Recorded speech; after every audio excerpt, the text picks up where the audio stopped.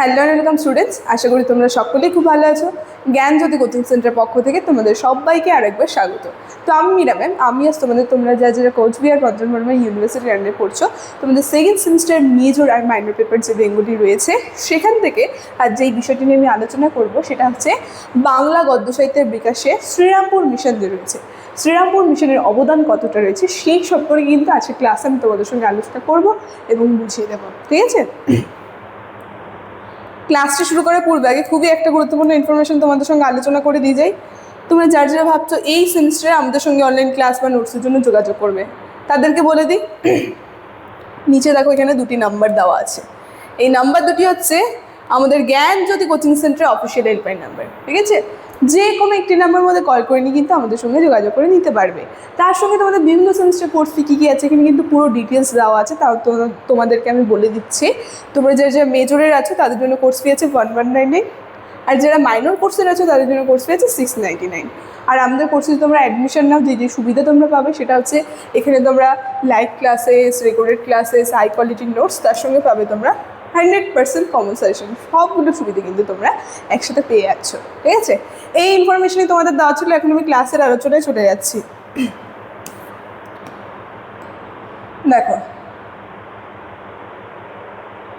প্রথমে তোমাদের বলেছি আজ আমি যে বিষয়টি নিয়ে আলোচনা করব সেটা হচ্ছে বাংলা গদ্য সাহিত্য বিকাশে শ্রীরামপুর মিশনের অবদান কতটা রয়েছে। ঠিক আছে? এখানে এগুলো একটু টাইপিং মিস্টেক আছে, তোমরা অ্যাডজাস্ট করে নেবে। দেখো,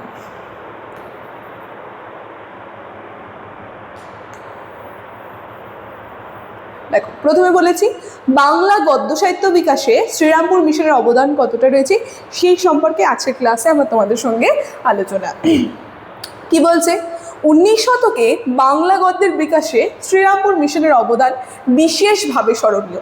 আমরা যদি দেখি 19 শতকে দুটি প্রতিষ্ঠানকে কেন্দ্র করে কিন্তু বাংলা গদ্য সাহিত্যের বিকাশ হতে শুরু করে। তার মধ্যে একটা ছিল ফোর্ট উইলিয়াম কলেজ আর আরেকটা ছিল শ্রীরামপুর মিশন, যেটা নিয়ে কিন্তু আজকের ক্লাসে আমি আলোচনা করছি। তো তারপর দেখো কি বলছে, ইংরেজরা খ্রিস্টান ধর্ম প্রচারের উদ্দেশ্যে মূলত গড়ে তুলেছিল শ্রীরামপুর মিশন। তাদের আসল উদ্দেশ্য ছিল যে তারা নিজেদের যে খ্রিস্টান ধর্ম যে রয়েছে, বিদেশ থেকে আগত সিভিলিয়ানরা নিজেদের খ্রিস্টান ধর্ম প্রচারের জন্য কিন্তু তারা এই প্রতিষ্ঠানটা গড়ে তুলেছিল। এই প্রসঙ্গে দুজন মিশনারির নাম খুব বিশেষভাবে স্মরণীয়।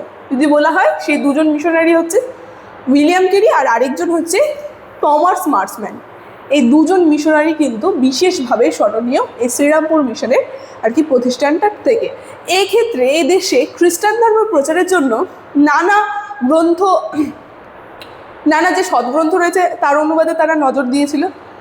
ফলে আমরা দেখব বাংলা গদ্যের বিকাশ অনেকখানি ত্বরান্বিত কিন্তু হয়েছিল। ঠিক আছে? মানে তাদের আসল উদ্দেশ্য ছিল তাদের নিজেদের ধর্ম প্রচার করবে, সেই কারণে কিন্তু আমাদের যে বাংলার যে বিভিন্ন গ্রন্থগুলো রয়েছে সেই দিকে কিন্তু তারা নজর দিয়েছিল।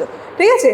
তারপর কি বলছে, মিশনারিদের মনে হয়েছিল যে রামায়ণ, যেই সব আমাদের সনাতন ধর্মে বা হিন্দু ধর্মের যে সমস্ত গ্রন্থ রয়েছে এই দেশে, সেগুলোর থেকে যেমন রামায়ণ, মহাভারত, পাশাপাশি বাইবেল যে আছে, সহজ ভাষার অনুবাদ করে কিন্তু প্রচার করলেন তারা। এদেশে খ্রিস্টান ধর্ম প্রচার সহজ হবে এটা তারা ভাবলেন, কিন্তু ফল হয়েছিল বিপরীত। মানে তারা ভেবেছিল এই সমস্ত গ্রন্থগুলো তারা বিভিন্ন গ্রন্থগুলো প্রচার, এগুলোর মাধ্যমে কিন্তু তাদের যে নিজেদের ধর্ম যে রয়েছে খ্রিস্টান ধর্ম সেটা প্রচার করবে। তারা কিন্তু এই গ্রন্থগুলির দিকে নজর দিয়েছিল, কিন্তু তার কিন্তু ফল হয়েছিল বিপরীত। ফলে কি হয়েছিল, ধর্ম প্রচারে তারা উদ্যত হলেও বাংলা গদ্য সাহিত্যের বিকাশ কিন্তু খুব সহজ হয়েছিল এই শ্রীরামপুর মিশন প্রতিষ্ঠানটাকে কেন্দ্র করে। তারপর দেখো কি বলছে, শ্রীরামপুর মিশন থেকে ধীরে ধীরে নানা গ্রন্থ অনুবাদ হতে শুরু করে। এখান থেকে আমরা দেখবো এই যে প্রতিষ্ঠান, এখান থেকে যে ধীরে ধীরে বিভিন্ন যে নানা বাংলা গদ্য গ্রন্থগুলো রয়েছে সেগুলো কিন্তু প্রকাশ হতে শুরু করে এবং পাঠ্যপুস্তক হিসেবে রামায়ণ, মহাভারত, পাশাপাশি সংস্কৃত ব্যাকরণ ও অমরকোষের টিকা প্রকাশিত হতে থাকে। ঠিক আছে? এখান থেকে কিন্তু আমরা দেখব মঙ্গল সমাচার, মতিউর চরিত যে রয়েছে এটা কিন্তু প্রকাশ পেয়েছে, মানে এই শ্রীরামপুর মিশন প্রতিষ্ঠান থেকে কিন্তু প্রকাশ পেয়েছিল। ঠিক আছে? তারপর কি বলছে দেখো, মার্সম্যান অনুবাদ করেন। এই প্রতিষ্ঠান থেকে কিন্তু শ্রীরামপুর মিশন যে প্রতিষ্ঠান রয়েছে এই প্রতিষ্ঠান থেকে কিন্তু মার্সম্যান অনুবাদ করেছিলেন ভারতবর্ষের ইতিহাস, তার সঙ্গে বাংলার যে ইতিহাস রয়েছে এই গ্রন্থ দুটি কিন্তু প্রকাশ করেছিলেন। ঠিক আছে? কি বলেছে, ধর্মমতে তারা যাই হোক না কেন, কেরি কেই সাহেব যে ছিলেন তিনি কিন্তু বিবিধ ভাষায় অভিজ্ঞ ছিলেন, ফলে অনুবাদেও সেই অভিজ্ঞতার প্রকাশ আমরা লক্ষ্য করতে পারবো। তবে ভাষার ক্ষেত্রে কিন্তু জড়তা বর্তমান, মানে তিনি যে সমস্ত গ্রন্থগুলো লিখেছেন ভাষার ক্ষেত্রে আমরা কিন্তু একটু জড়তা পেয়ে থাকবো, কেননা আজকের ভাষার সঙ্গে সেদিনের ভাষার কিন্তু মিল খুঁজে পাওয়া সম্ভব নয়। তাই বলছে সেটা হচ্ছে যুগরুচির প্রভাব, যেখানে খুব তবুও বাংলা গদ্যের বিকাশে এদের অবদানকে কিন্তু আমরা অস্বীকার করতে পারবো না, কারণ এদের এই অবদানের জন্য, এদের এই প্রতিষ্ঠানটা তৈরি করার কারণে কিন্তু আমাদের বাংলা গদ্য সাহিত্য আর কি বিকাশ হতে শুরু করলো। ঠিক আছে, তো বিভিন্ন যে পুরাতন গ্রন্থ অনুবাদ ও তার পুনঃপ্রকাশের ফলে বাঙালিদের বিশেষভাবে লাভ হয়েছিল, তেমনই এই প্রতিষ্ঠানকে ঘিরে বাঙালির মধ্যে যে আত্মচেতনা সেটার বৃদ্ধিরও কিন্তু সুযোগ এসেছিল।